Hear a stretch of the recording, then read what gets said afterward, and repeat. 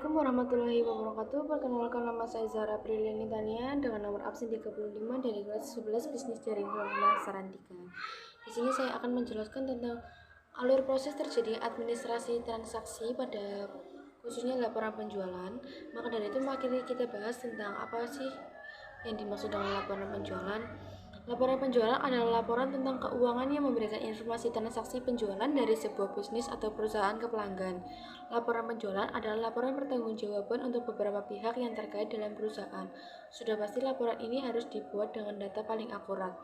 Dengan membuat laporan harian, data transaksi penjualan bisa diakumulasi untuk laporan keuangan per akhir periode yang lebih akurat.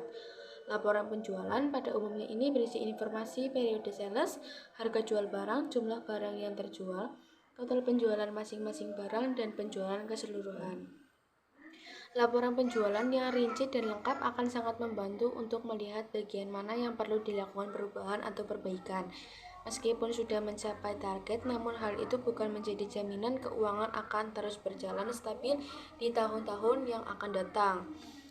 Laporan penjualan atau juga dikenal sebagai laporan rincian dari hasil penjualan ini merupakan salah satu hal yang begitu penting dalam proses kegiatan bisnis atau usaha, baik itu usaha dengan skala besar ataupun dari usaha yang skala kecil.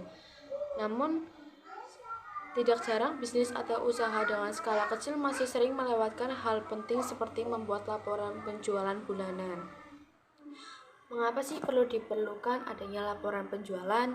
Mari kita bahas. Laporan hasil penjualan perlu dibuat untuk membuat keputusan bisnis, sebab laporan penjualan akan bisa memberikan kamu gambaran yang jelas mengenai aktivitas penjualan yang telah diselesaikan.